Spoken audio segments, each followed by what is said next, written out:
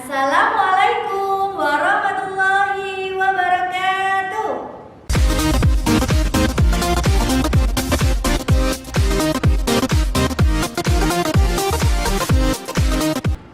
Halo anak-anak, bagaimana kabar kalian hari ini? Semoga semua dalam keadaan sehat ya.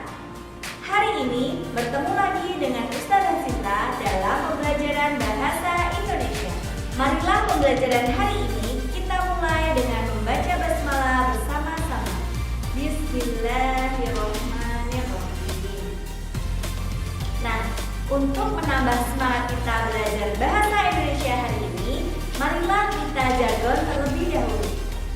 Ketika Ustazah Sinta bilang, "Aku cinta," kalian menjawab bahasa Indonesia. Ketika Ustazah bilang, "Aku bangga," kalian menjawab bahasa Indonesia. Dan ketika Ustazah bilang bahasa Indonesia, kalian menjawab luar biasa. Oke, bisa kita mulai ya. Aku cinta bahasa Indonesia. Aku bangga bahasa Indonesia. Bahasa Indonesia luar biasa. Baiklah anak-anakku yang solih dan solihah, bagaimana? Kalian sudah semangat belum hari ini? Baiklah, kalau sudah semangat, silahkan persiapkan buku catatannya.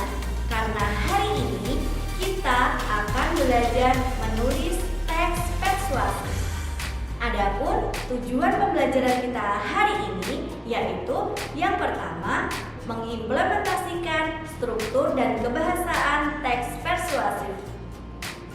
Tujuan pembelajaran yang kedua yaitu menulis teks persuasif dengan singkat dan tepat. Anak-anakku yang solih dan solihah, masih ingatkah kalian dengan materi kita yang lalu? Yaitu struktur dan kebahasaan teks persuasif. Baiklah, mari kita ingat bersama-sama. Struktur teks persuasif yang pertama adalah pengenalan isu. Struktur yang kedua yaitu rangkaian argumen. Struktur yang ketiga adalah pernyataan ajakan. Dan struktur yang terakhir yaitu penegasan kembali. Sedangkan kaidah kebahasaan teks persuasif yaitu yang pertama, menggunakan pernyataan yang mengandung ajakan, dorongan, rujukan, dan sejenisnya. Yang kedua, terdapat pendapat dan fakta. Selanjutnya, menggunakan kata teknis atau istilah. Selanjutnya, menggunakan konjungsi kausalitas, menggunakan kata kerja mental, dan menggunakan kata perujukan. Lalu, apa ya hubungan pembelajaran kita hari ini dengan pembelajaran kita yang lalu? Nah, jelas sekali karena hari ini kita akan belajar menulis teks persuasif dengan memperhatikan struktur dan kebahasaan teks persuasif itu sendiri. Jadi, pembelajaran kita hari ini erat hubungannya dengan pembelajaran kita pertemuan yang lalu. Lalu, bagaimana ya cara menulis teks persuasif dengan memperhatikan struktur dan kebahasaan teks persuasif itu sendiri? Mari kita simak bersama-sama penjelasan berikut ini. Untuk menulis teks persuasif yang perlu diperhatikan adalah yang pertama, menyiapkan rujukan dan ajakan. Teks persuasif disajikan secara menarik, meyakinkan pembaca bahwa pengalaman yang tersirat merupakan suatu hal yang amat penting. Sebelum menulis teks persuasif, kalian harus menyiapkan sejumlah rujukan dan ajakan. Misalnya, ayo semangat belajar bahasa Indonesia. Yang kedua, mari simak penjelasan gurumu. Dan contoh yang ketiga, jangan buang sampah sembarangan.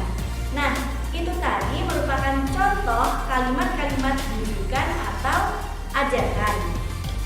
Selain itu, siapkan juga data dan fakta untuk memengaruhi seseorang agar melakukan apa yang kita harapkan.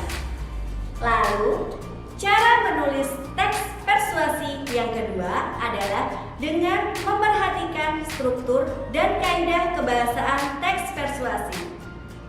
Membuat teks persuasif tidaklah sulit, asalkan kita memahami langkah-langkah membuat teks persuasif berikut ini. Yang pertama, memilih tema atau topik. Yang kedua, menentukan tujuan yang mendasari suatu peristiwa atau masalah yang diceritakan. Yang ketiga, mengumpulkan data yang mendukung keseluruhan cerita. Dapat diperoleh dari pengalaman atau pengamatan di sekitar kita. Yang keempat, membuat kerangka karangan. Langkah membuat teks persuasif yang terakhir yaitu mengembangkan kerangka karangan menjadi sebuah karangan yang baik. Anak-anakku yang solih dan solihah, bagaimana? Sudah paham belum dengan materi kita hari ini? Tadi Ustazah telah memaparkan langkah-langkah menulis teks persuasif. Baiklah, anak-anakku yang solih dan solihah, demikian tadi materi kita mengenai teks persuasif. Bagaimana anak-anak? Kalian sudah paham belum cara menulis teks persuasif dengan memperhatikan struktur dan kebahasaan teks persuasif itu sendiri? Semoga materi kali ini dapat bermanfaat untuk kalian semua ya. Tetap semangat, jaga kesehatan, jaga ibadah, dan jangan lupa belajar bahasa Indonesia. Sekian dari Ustazah Sinta. Mari kita tutup pembelajaran hari ini dengan membaca hamdalah bersama-sama. Alhamdulillahirabbil alamin. Sekian dari Ustazah, kurang lebihnya mohon maaf. Wassalamualaikum warahmatullahi wabarakatuh.